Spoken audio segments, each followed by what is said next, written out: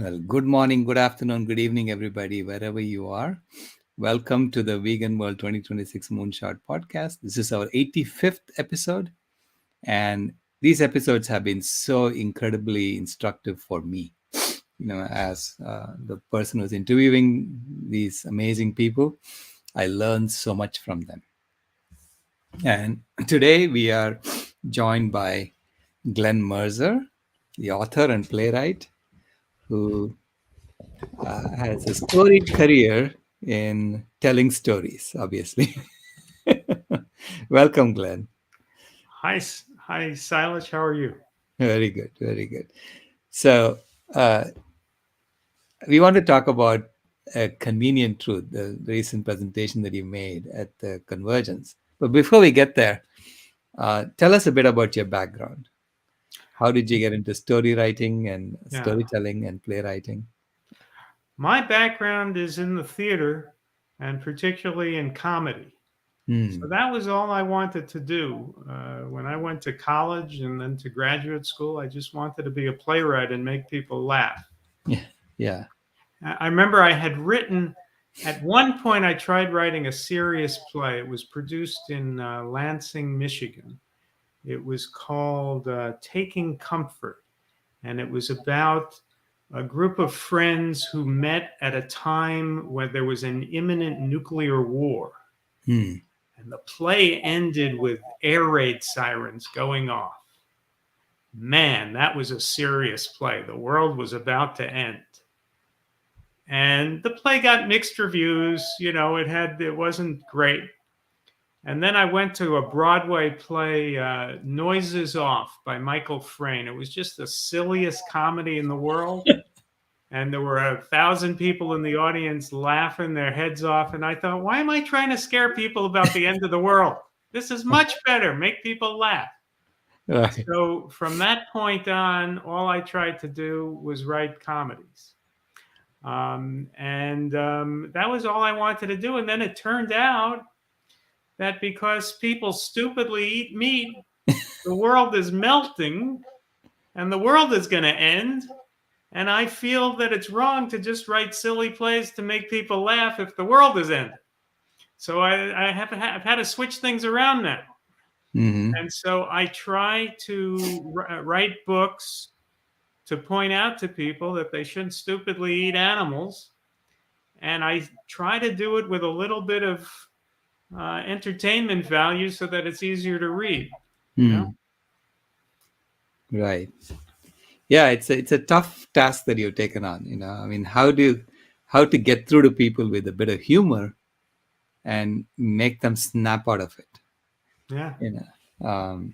So do you think that the emperor with no clothes, was he laughing about it when he was finally told that he had no clothes on? He probably wasn't. Right. People get angry when you point out what they're doing wrong. Right. There's someone in my life who I'm very close to, and he would post on Facebook, about pastrami sandwiches and how delicious they are. And when I pointed that out, he seemed to get upset at me. So, it's hard. People live in cognitive dissonance. I think on some level they know that eating meat is wrong. On some level they know that it's cruel, but they're so trained and acculturated to believe that this is necessary. Right. They keep doing this stupid thing and killing themselves and killing the planet. And so it becomes our job to point it out to them. And to us, it looks so blindingly obvious. Right. And they won't let themselves see it. Right. It's a So dilemma. I come from an engineering background where we are taught to always admit the truth. If there is something wrong that you're doing, admit it and move on. Because otherwise you're going to be wasting lots of people's times. Yeah. Because you have to build a product that actually works. And to build a product that actually works, you have to be in alignment with nature. You have to be in alignment with the truth. And we all make mistakes. So we know that too. So Yeah. how do you get a team of engineers who all make mistakes to create something that actually works? Yeah. Well, you have to admit the truth, and when you make a mistake, and then fix it and move on. Yeah. Figure out how to fix it and move on. So it's something that we are so used to. And this is why when I started looking into the environment and then observing all these people walking around saying things which they know to be not true, I was like shocked. I didn't realize that there are professionals like this. Right. I mean, just just if you focus on obesity. Hmm. I'm living in a small college town now that I lived in 40 years ago. And when Hmm. I was here 40 years ago, there wasn't much obesity. Right. There's an extraordinary amount of obesity now. Hmm. You know, just on the college campus. You see young people, 20 years old, walking around and they're 50, 60, 80 pounds overweight. Right. It wasn't like that in the past. So in 2 generations, we've Right. gone from, a minor degree of obesity to almost a majority of the population. We're now at 42% obesity. Right. So you would think that a population would say, wait a minute, we must be doing something wrong. Now, does anyone think that we're eating too many vegetables? You know, they say, you often hear doctors recommend 5 to 7 fruits and vegetables per day, which is nonsense. It should be much more than that. But then you learn that the average American has 1 to 2 vegetables, fruits and vegetables a day. Right. So isn't it obvious that that's what you need more of? And isn't it obvious that when you eat more fruits and vegetables, you're going to be eating at very least less dead animals and optimally no dead animals? Right. How could people not see this? It's extraordinary. Now, I'll tell you what the excuse is. The excuse is sugar. The, Right. the paleo people will say, no, the problem isn't meat, it's that people eat too much sugar. Right. And the truth is that they've hit on something. Sugar is bad for you. Don't eat sugar. But it's not the only reason. It's sugar and oil and meat and dairy. It's all those factors. And Right. probably meat and dairy are the worst factors. Right. So which brings me to your presentation, Yeah. the slide show that you do, a convenient truth. So what is a convenient truth? A convenient truth is a truth that when you understand it, it solves more than one problem. Hmm. It solves a lot of problems. And it gives you a eureka moment where you say, that'll take care of so many things. That's a wonderful truth to know.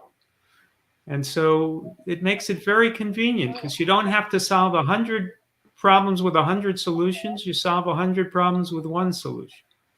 Right. Right. And what is a convenient truth? The convenient truth is that human beings are herbivores and that we should be eating a plant exclusive diet. And that when we do that, we not only improve our own health, extend our own lives, we solve the climate crisis, we solve the biodiversity crisis, we restore the oceans, and we restore the forests, and we have more food for humans, Hmm. and we solve animal suffering. We create a better world. I believe also, I can't prove this, we'll have a more nonviolent world. Right. So this is something that uh, medical establishment, should be talking about, Yes. right? The medical establishment is sort of designed to medicate your problems away. The problems that you cause through behavioral issues. So how do you get them to essentially make themselves jobless? Well, that's one of those questions that where the answer is that we're not going to have an abrupt revolution, so that none of us believe that tomorrow the world will be vegan and healthy. So there's going to be plenty of work for the doctors in the meantime as we transition. And even if everybody, I go to a doctor once in a while. I'm on a healthy, fairly optimal plant-based diet. Still occasionally have a need for medical care. So doctors won't be jobless. But they won't need to be treating obesity and type 2 diabetes, every time somebody knocks on the door. When people eat the way we do, Sailesh, they don't generally become obese or develop type 2 diabetes or heart disease. So, I think probably, there will still be, certainly there'll still be a role for doctors. They just won't be as busy. They could take more time off, enjoy life. Right. But they won't be making as much money, right? Isn't that the problem that we are facing? That we have a system that's based on making money off death, disease, and destruction. It may be true. It may be true that if everybody eats like us, doctors won't make as much money. I certainly there'll be less heart surgeries, bypass operations, stent operations. But maybe less doctors will go into cardiology and more will go into family medicine. I don't know. We have to focus on the transformation that we have to make, which is to get the world to understand that they're doing something suicidal. Right. And it's suicidal for themselves and for the climate. Can it be suicidal for the climate? As a writer, I'm not sure I would let that sentence fly. But it's destructive to the climate. Right. But when you destroy the climate, that's suicidal. So there you go. Right. Absolutely. So, we have to focus on doing our job, and then whatever transition happens in the future to the economy will happen, and we'll all get a voice in it, hopefully. Right. So Ray is asking the question. Let me show you. Are the convenient truths that society ignores counterproductive for the human economy? Is that why it's ignored?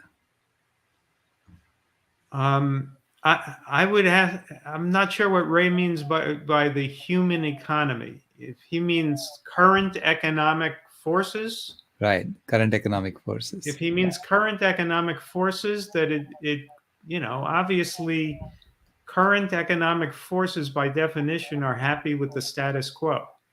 So anything that you do that disrupts the status quo is going to upset certain current economic forces. So obviously what you and I want to do is bad for the meat business. We know that.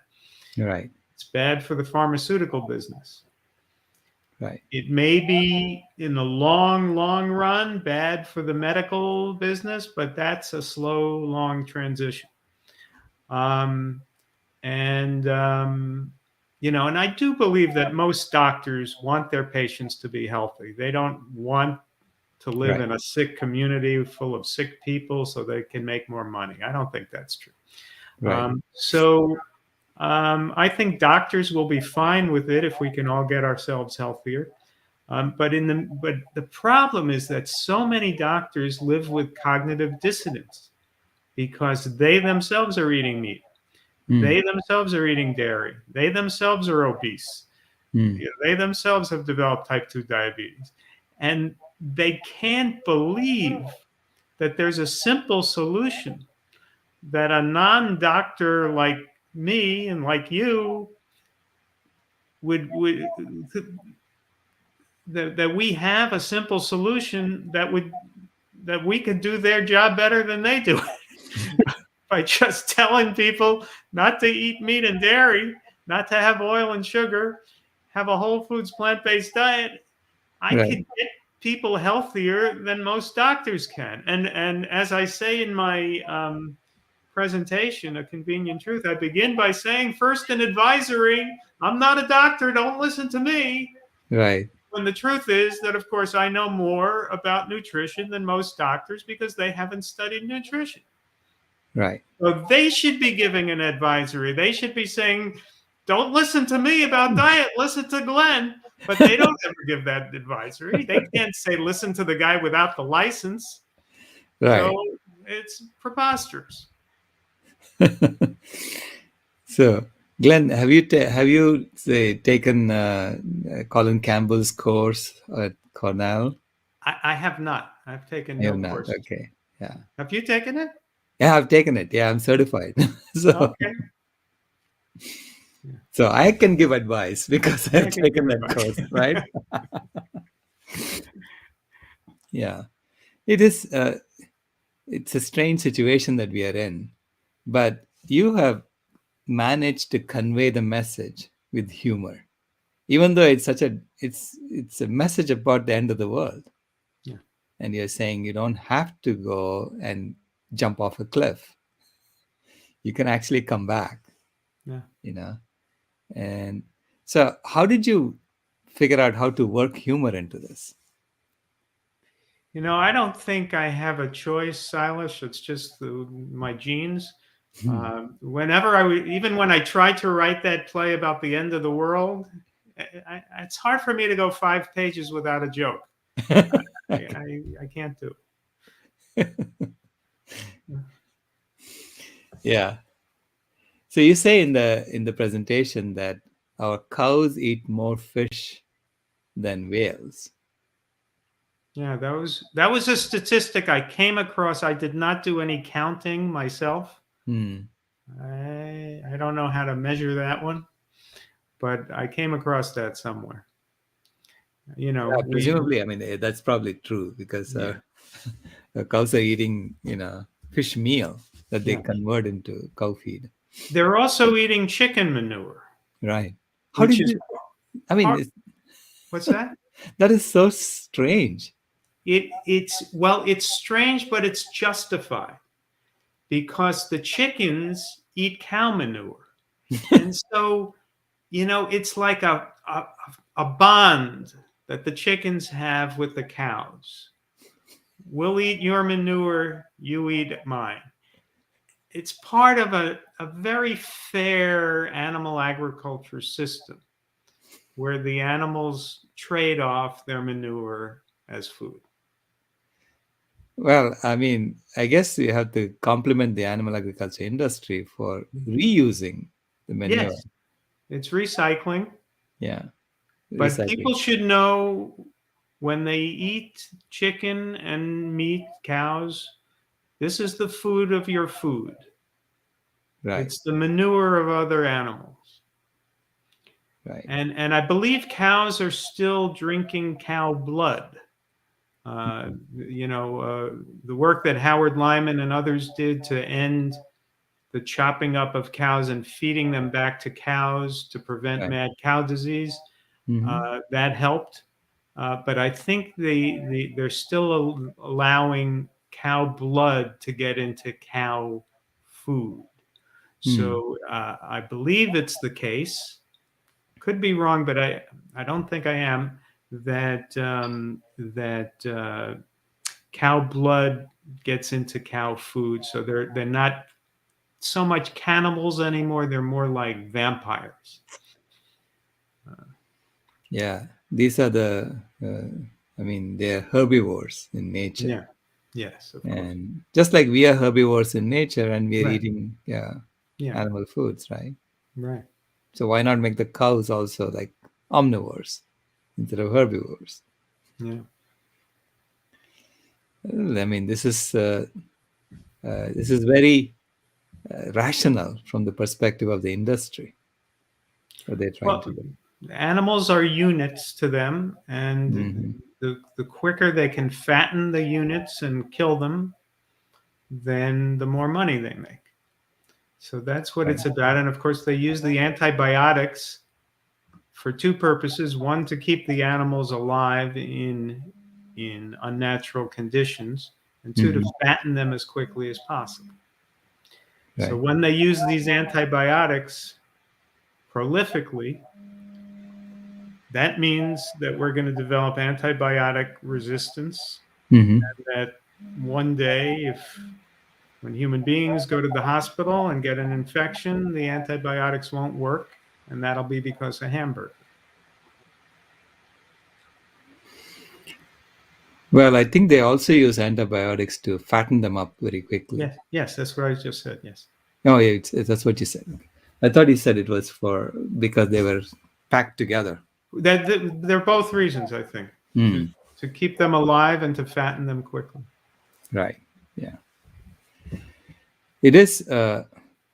So you're trying to convey um, in your presentation. You're trying to convey what is happening in the industry and why it doesn't make any sense from a culture from a systemic perspective, right?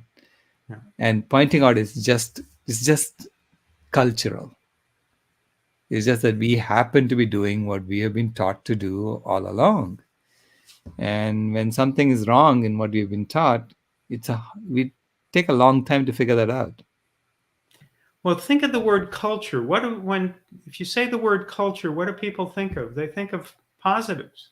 Hmm. Oh, I I went to Europe. I visited these different cultures. You Right. know, they think of the different costumes and clothing people wear. They think of the different music that they hear. They think of the different foods they eat.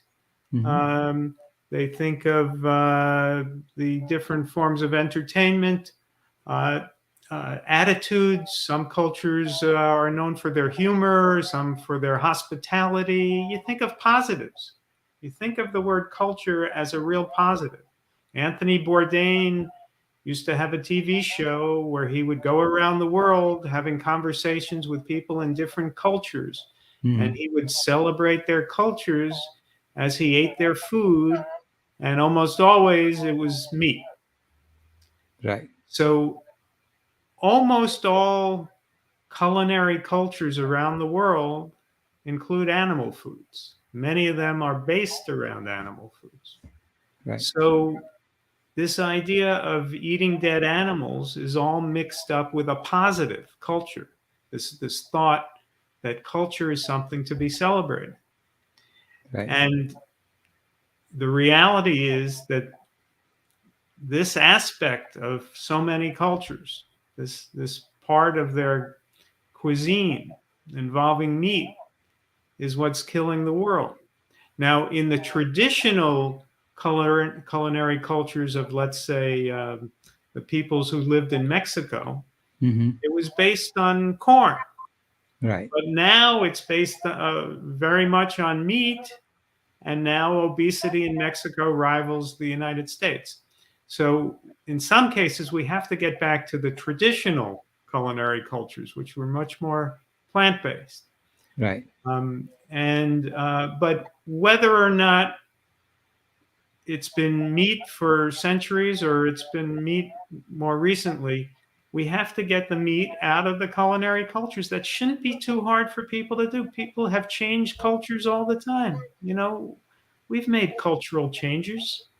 Didn't used to be part of our culture that we had gay marriage. Now it is. Hmm. So you can change a culture. So all we have to do, is keep the whatever, the pasta and sauce, and remove the meatballs and replace them with something made from beans or mushrooms or whatever. That's not hard. In order Right. to save the world, is that too big a sacrifice to change a recipe? You know? Right. Yeah. Well, uh, how do you get people to do it? How do you convince people to do it? I've been trying for the last 25 years Hmm. with my books, and I'm just going to keep writing books and keep speaking on podcasts and keep talking to people. And uh, I hope I can do something with this PowerPoint now. Hmm. And we, we have to keep making the case because there's no alternative.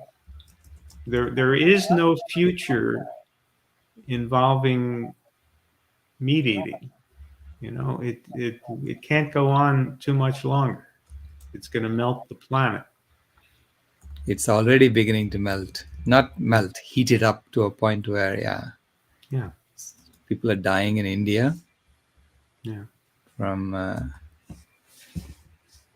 from the heat wave, and Antarctica is melting, as you said. It's yeah, melting and it's breaking off, falling into the ocean.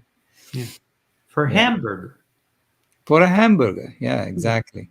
I mean, did you ever have a burger with a portobello mushroom? It's delicious. And so you could keep the bun, you could keep the pickle and the relish and the mustard, whatever. You could keep the lettuce, keep the tomato. You just Right. replace the animal flesh, which is putrid, and you would never eat it if it weren't for all those condiments anyway. You just replace the animal flesh with a portobello mushroom, and it's delicious, and you get to save the earth and the streams and the rivers and the oceans. What is that a difficult choice? I just, it's so hard for me to understand why that's difficult for people. Yeah. Well, it's difficult if your family is not doing it. It's basically it becomes social, Yeah. right? So how do we get everyone to suddenly do that? How do you get everyone around the world to say, okay, we are going to eat as you say, Glenn? So give us the food that you recommend and we'll eat it. How do you do that? Well, we just have to keep making the case as strongly as we can, every way we can, and hope that we break through to the major media outlets, because for now we are on a lot of podcasts and Facebook and what have you. But we need to um, get our message onto the TV sets Hmm. and in the newspapers. And I, I just hope there'll be a tipping point of awareness before there's a tipping point of methane, you Right. know? And that's the race we're in. We're in a race to Right. make people see the convenient truth before it won't be convenient anymore because it'll be too late. Yeah. So I had an idea about that. How do you Okay, get people to do that? I what's said, the idea? the idea was on one day, let's just feed them Ah, for free. yeah. Tell them free food, and they all show up. When you say free food, they all show up, Well, no that's a matter great who. idea. Right? And I know you're trying to feed the world one day in November, right? Right. Yeah, that's the World Foodie List Day idea, Yeah, which is on one day, let's feed them a healthy food yeah, and show them how tasty it is, and say, doesn't matter, you come as you are, and let's eat together. yeah, Let's have healthy food together. And this is the kind of food that's good for the animals, good for the planet, and good for you. yeah. Hey, why not try it? I'm with you. Yeah. And I'm not going to have to cook that day, right? You don't have to cook because you look good if you cook as well because then you Oh, can okay. feed 100 people. All right. So I have to cook more. All right. Yeah, to cook more. Yeah, but if there are vegan restaurants, I mean, we're asking vegan restaurants to join and offer free food on that day. Yeah. And if they do that, I would say please let the people who are not vegan to go eat that. You Right. know, And could I address for a moment our vegan restaurants okay, please. and our vegan food manufacturers? Uh-huh. Please, friends, make the stuff more healthy. Enough with the oil and the coconut oil and all that, because what we have to do is we have to eat correctly so that we look healthy and Hmm. are healthy. And we're going to have to live long to win this struggle. Right. And we need to be a good example. And, sometimes I go in the grocery store and they'll have vegan cheeses made with coconut oil with so much saturated fat that it's not necessarily going to be much better for you than a dairy cheese. You know, there are vegan cheeses made with nuts, for example, that have and no coconut oil. They have a fair amount of fat, but it's not 8 grams of saturated fat per serving. So we need the vegan world. We need to prioritize health. So Right. I say to my friends with vegan restaurants and vegan bakeries, and prioritize health. Create healthy products so that we vegans won't be obese. Well, Chef AJ actually posted about a vegan restaurant that's going almost entirely whole food, plant-based, no oil. Excellent. We You know? need more restaurants to do that. And Yeah. Chef AJ, when I met AJ, 15 years ago or so, Hmm. she was very much overweight, 50 pounds overweight. Hmm. And she transformed herself into a not only a slender, healthy person, but into maybe the leading person in the movement who interviews people and gives us knowledge about how to eat healthfully. So Right. she's really providing a great public service now and interviewing all kinds of doctors and nutritionists and getting the message out. And it really isn't that hard to understand the principles. Whole foods, no oil, no sugar, and some people can eat gluten, some people can't. So some people, have some people have to watch it with the bread, but I eat Right. bread, I'm fine. But you know, there are certain principles that she Hmm. lays out in her book, Secrets to Ultimate Weight Loss. And we have a new book now called the 10th Anniversary Edition of Unprocessed with plenty of recipes. And you get Hmm. those principles down, you realize you need to eat whole grains, you need to eat starches like potatoes, Hmm. corn, legumes, and Hmm. it takes care of itself. It's so easy to create meals. Right. But when you're in a competitive environment and you're competing for those who are offering lots of salt and lots of oil and lots of sugar, that's tastier, so to speak, for some people.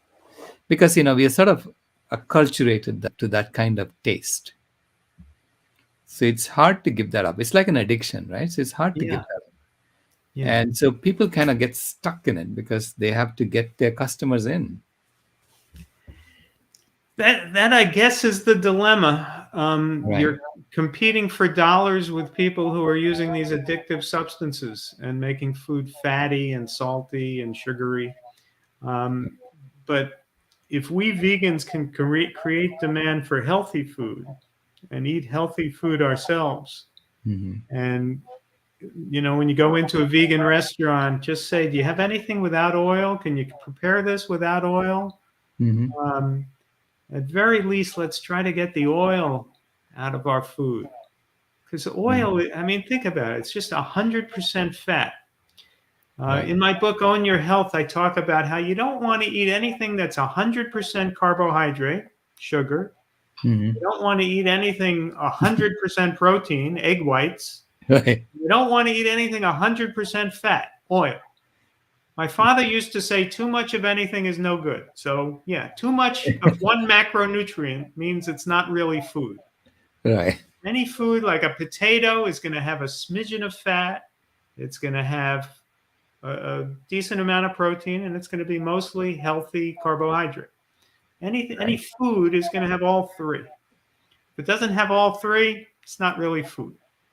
Yeah, I use the oxygen mask rule What's on that? the plane, right? When you're on a plane, they tell you if the oxygen mask falls in front of you, put it on yourself first before you help another one, Right, your child or whatever. Just put it on yourself first.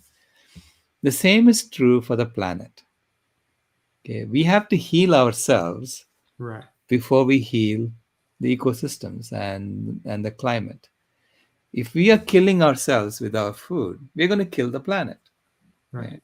And so the animals are all looking to us and saying, folks, put on your oxygen mask first, right? And then start healing us because we are dying out here. Right, And so, uh, I mean, the animals are dying out there, the trees are dying out there. I mean, planet is literally dying in front of our eyes. And we are still not putting on our oxygen mask. It's right, falling in front of us, right? Like what you're right, pointing out, it's there. It's falling right, in front of us and saying we have to put it on first. right. So, I think there's something to be said for simple foods. hmm, You know, um, find something you like, oatmeal, potatoes, right. brown rice, the sweet potatoes, and have it over and over again.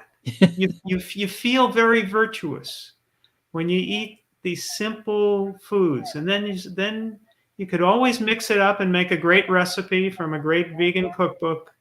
But get some core simple meals that are a part of your diet, and don't worry about having them 2 days in a row or 5 days in a row or 10 days in a row. It's fine, it's healthy.